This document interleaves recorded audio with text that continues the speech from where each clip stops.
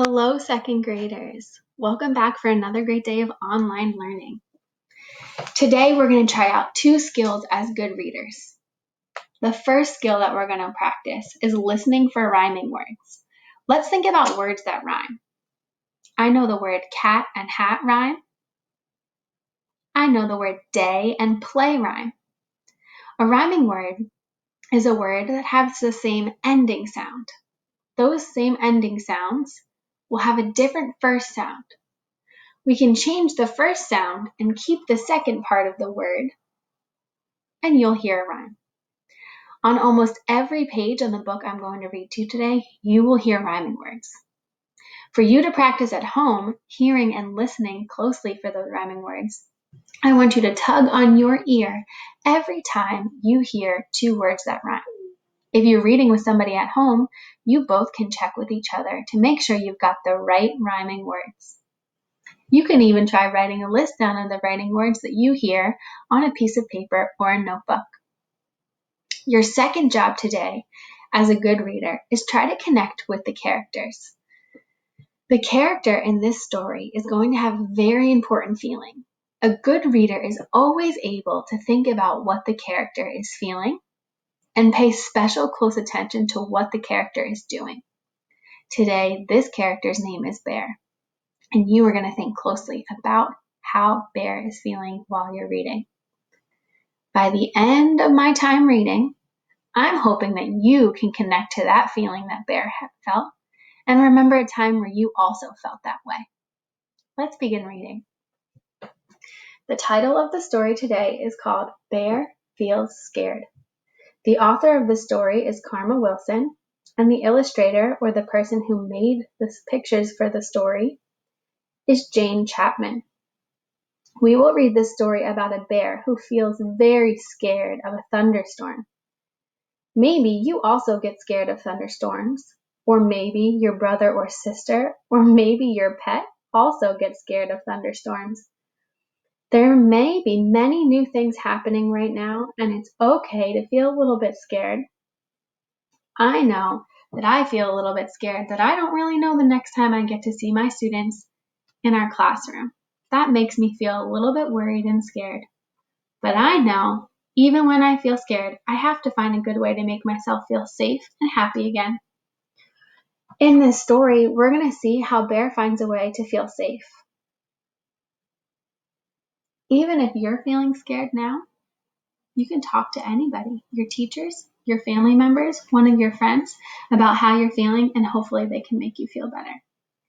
Let's look closely at the title page. In this title page, I notice a lot of wind blowing all around Bear.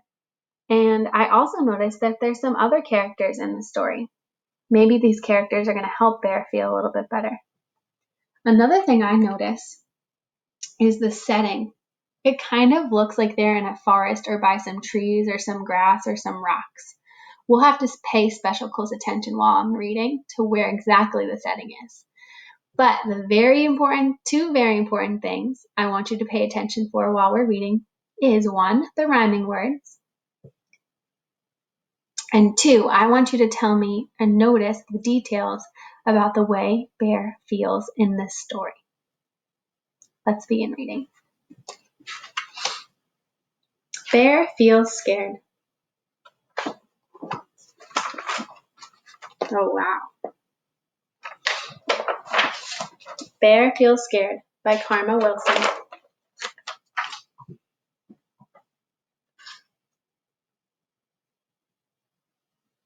In the deep, dark woods by the Strawberry Vale, a big bear lumbers down a small, crooked trail.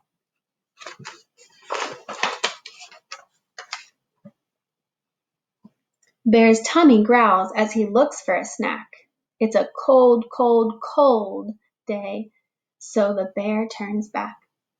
He is not home when the sun starts to set, and the bear feels scared.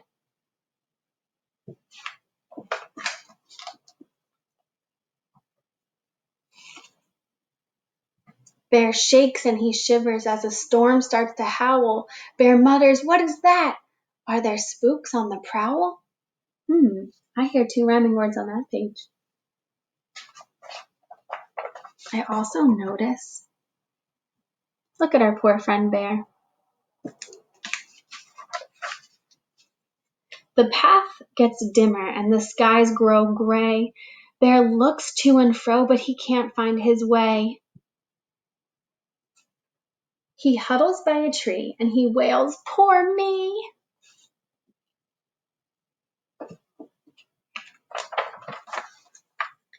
And the bear feels scared.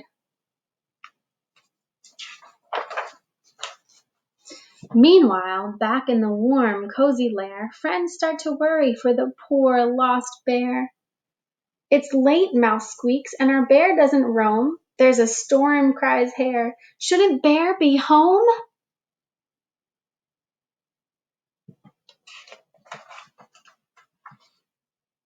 Wren tweets from his perch, "We must go and search. What if Bear feels scared?"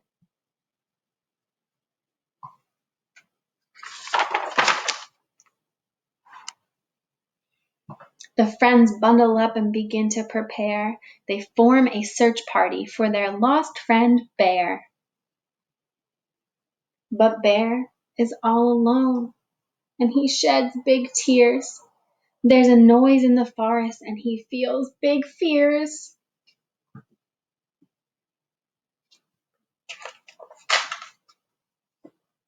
Bear trembles in the wind. He longs for a friend, and the bear feels...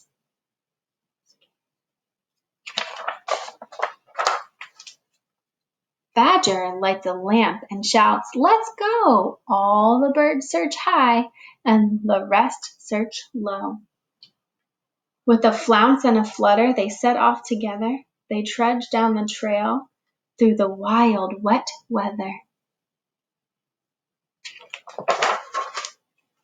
They call, "Ho, Bear, are you there? Are you there?" And the bear feels scared.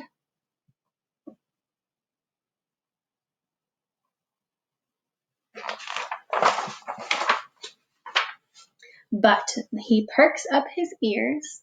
Is it Mole calling out? And is that Hare's voice? Does Bear hear them shout? Wren, Owl, and Raven all squawk from the sky. "It is Bear! He is here!" And they go they sigh big sighs.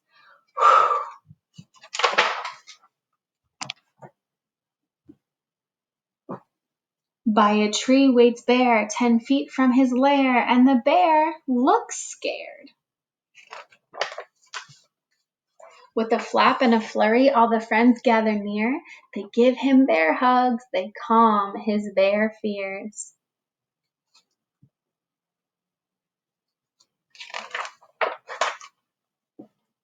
Later in the night, all clustered in a heap, the bear spins stories while his friends fall asleep. Looks like Bear's starting to feel better.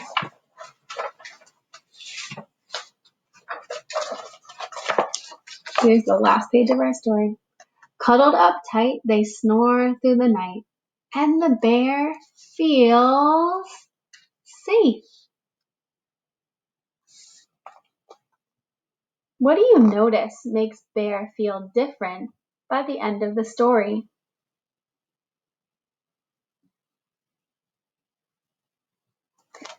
In your journal, or on a piece of paper, or on a note to your teacher, I want you to write down about a time when you felt scared.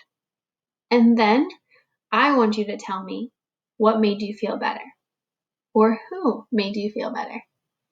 Thanks so much for working hard with me today, friends.